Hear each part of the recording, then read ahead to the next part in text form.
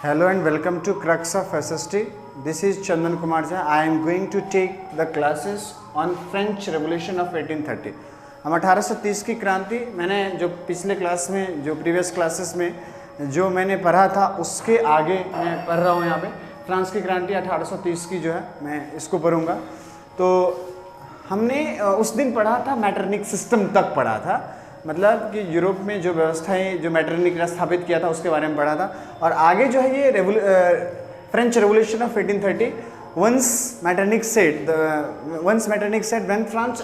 when France sneezes the rest of Europe catches cold। तो मतलब when France sneezes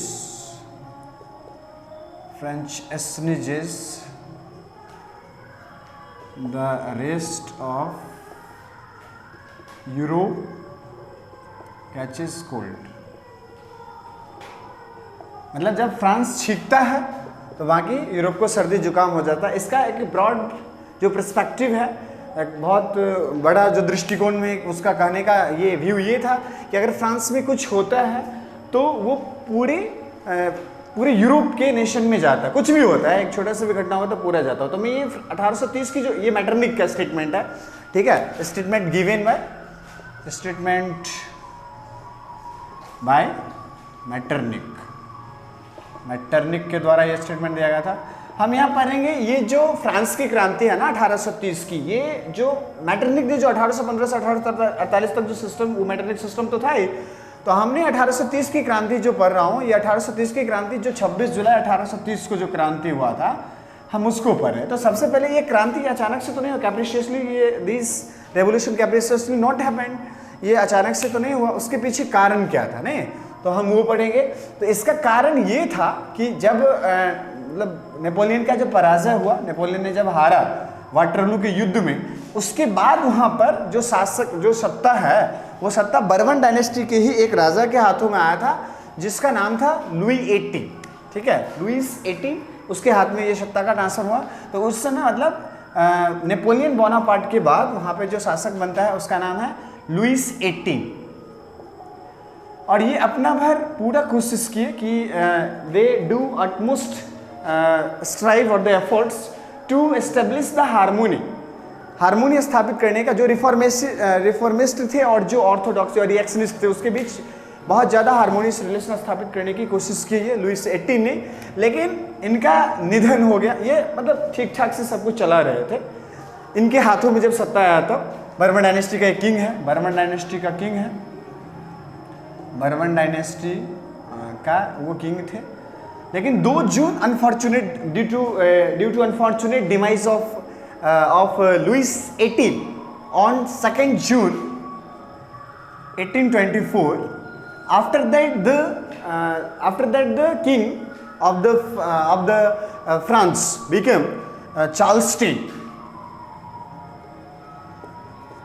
ठीक है, ये हो गया। और चार्ल्स स्टेन जो था वो बहुत बड़ा रिएक्शनिस्ट था, मतलब कि ये चाह रहा था अपना भर कि लोगों को जितने अधिकार मिलने चाहिए उसको दिया जाए, मतलब अपना भर कोशिश कर रहे हैं कि लोगों को सारा अधिकार मिले। लेकिन चार्ल्स स्टेन जब वहाँ का राजा बना, फ्रांस की जो राजा बना, तो फ्रांस का जब राजा बनता है वो चार्ल्स स्टेन, तो वो बहुत बड़ा रिएक्शनिस्ट था। इन्होंने क्या किया कि जितने भी फ्रीडम था, जितनी भी लिबर्टी दिया गया था वो सब पर सेंसरशिप लगा दिया, सब पर। उसके बाद से क्या हुआ कि प्रेस का फ्रीडम समाप्त कर दिया, बहुत सारे सिटीजन्स का लिबर्टी था वो भी खत्म कर दिया, इसका विरोध होने लगा।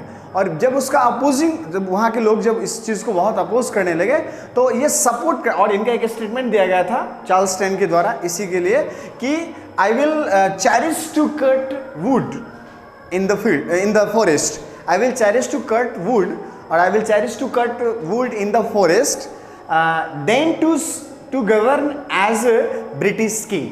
मतलब मैं ब्रिटिश किंग की भांति शासन करने से बेहतर ये समझूंगा कि मैं जंगल में जाके लकड़ी काटूं, ये इनका कहना था कि। और ये मतलब मेरे पास इसका मतलब ये कि जो क्योंकि इंग्लैंड में क्या था, एक संवैधानिक राष्ट्र था, एक कॉन्स्टिट्यूशनल मोनार्की था, क्योंकि मोनार्की था लेकिन कॉन्स्टिट्यूशन के दायरे में काम करना पड़ रहा था। तो इसीलिए ये बोले कि I will cherish to cut wood in the forest than to govern as a king of France, as a king of France, like as Britain की राजा की भांति शासन करने से बेहतर है कि मैं लकड़ी काटना पसंद करूंगा। और इन्होंने एक इनका पॉलिसी रिएक्शनिस्ट का था, तो उसके कारण ये क्या कि इसको और ज़्यादा इम्प्लीमेंट करने के लिए, बहुत ज़्यादा क्रूएल्टी करने के लिए इन्होंने एक आदमी को, मतलब एक आदमी जिसको प्राइम मिनिस्टर नियुक्त करते हैं, उस आदमी का नाम था पॉलीगेनिक। प्राइम मिनिस्टर अपॉइंट कर लिया गया, वो भी मतलब रिएक्शनिस्ट ही था, तो दोनों मिलके शासन करेंगे, तो इसका नाम था पॉलीगेनिक। ये इसको 1830 में बनाया जाता। 1830 में पॉलीगेनिक ने क्या किया, ऐसे तो इधर इसका रिएक्शन तो हो ही रहा था, बहुत सारे लोग इसकी सारी एक्टिविटी का जो डीड्स इनका था, जो भी कृत्य था, उस सारे कृत्य का बहुत सारे लोग तो क्रिटिसाइज कर ही रहे थे।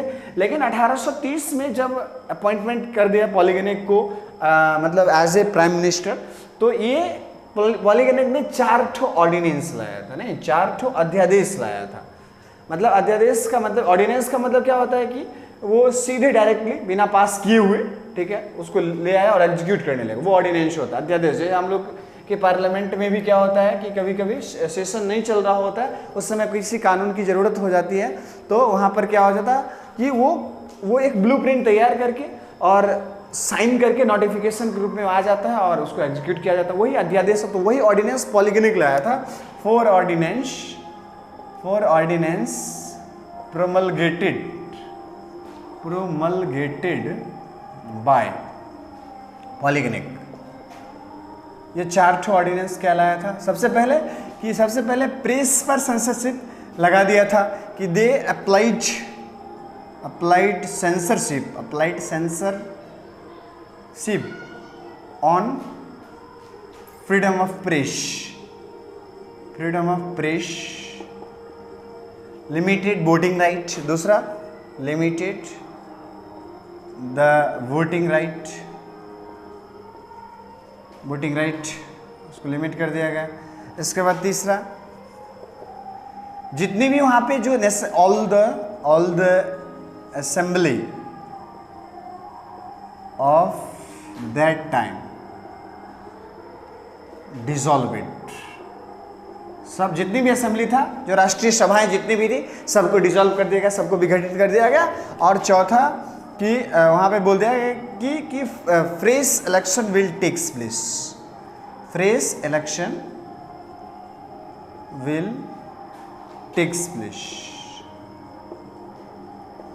तो मैंने बोल ही दिया कि मतलब इससे ये तो और उससे भी ज़्यादा आगे निकल गया चार्ल्स टेन ने क्या किया था? चार्ल्स टेन ये बोला था कि जो नॉवेल्स है, जो क्लर्जी है, वो सबको स्पेशल फैसिलिटी, मतलब नॉवेल्स और क्लर्जी को विशेषाधिकार दे दिया कि special provision, special facility provide करने लगा।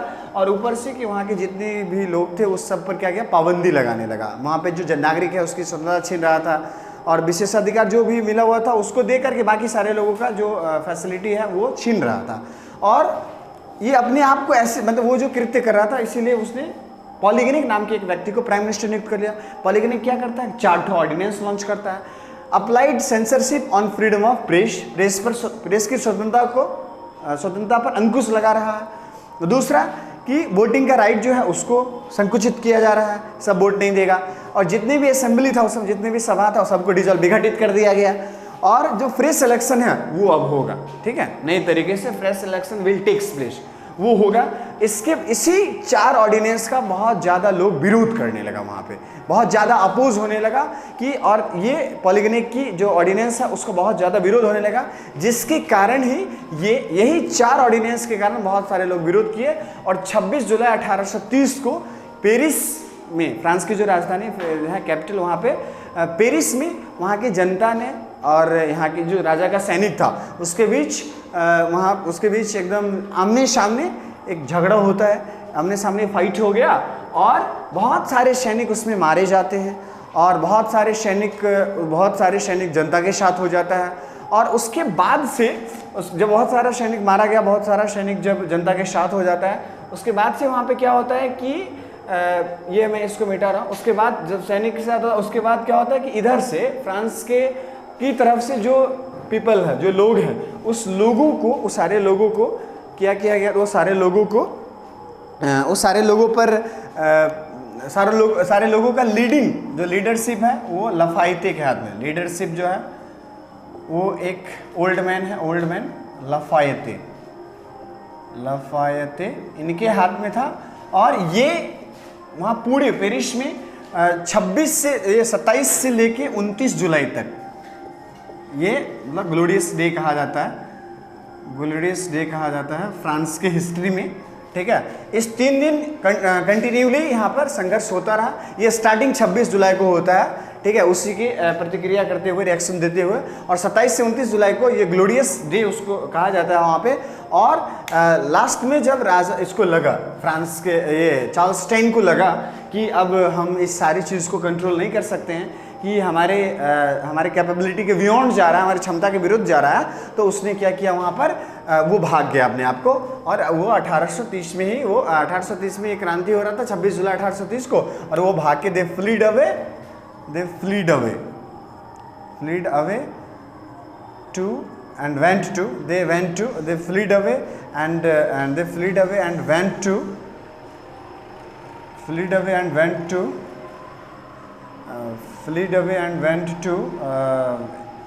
इंग्लैंड। वो भाग के इंग्लैंड चला गया।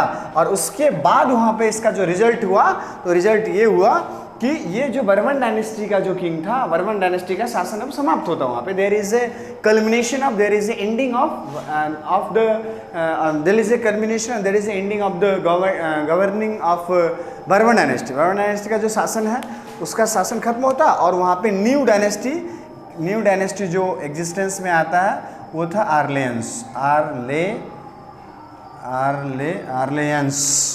डायनेस्टी। मतलब बर्बन डायनेस्टी के बाद जो उसके भागने के बाद वहाँ पर आर्लियंस डायनेस्टी वहाँ पर आता है। और वहाँ पे इसका राजा जो था, किंग का नाम था लुइस फिलिप। और ये भी मतलब ये एक प्रकार का कॉन्स्टिट्यूशनल मोनार्की वहाँ पर आ गया, क्योंकि लोग बहुत सारे अधिकार की मांग कर रहे थे। तो लुइस फिलिप जो है वो जब राजा बनता है तो वहाँ पे क्या आया था, कॉन्स्टिट्यूशनल मोनार्की, ठीक है। मतलब वहाँ पे संवैधानिक राजतंत्र आ गया था, वहाँ पे एस्टेब्लिशमेंट ऑफ मतलब कॉन्स्टिट्यूशनल जो मोनार्की है वो आ गया। और बहुत सारे लोगों को ये अधिकार वहाँ पे दिया गया। बहुत सारे लोग जो जिस चीज़ की डिमांड कर रहे थे, जो सिटीजन्स जो डिमांड कर रहा था अधिकार की, उसको ये प्रोवाइड किया गया, ठीक है।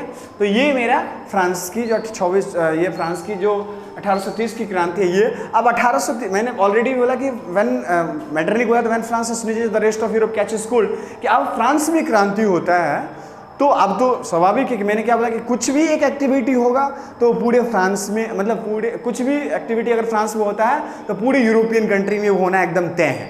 तो मैं आगे जो पढ़ूंगा उसी क्रांति को पढ़ूंगा कि आगे क्या क्या क्रांति, जैसे पुर्तगाल में क्रांति हुआ है, स्पेन में क्रांति होता है, स्विट्जरलैंड में क्रांति होता है, उसके बाद फिर इंग्लैंड में क्रांति होता है, ये बेल्जियम में क्रांति होता है, ये सारे जगहों पर क्रांति हुआ। ये सारी क्रांति को मैं पढ़ूंगा, ठीक है।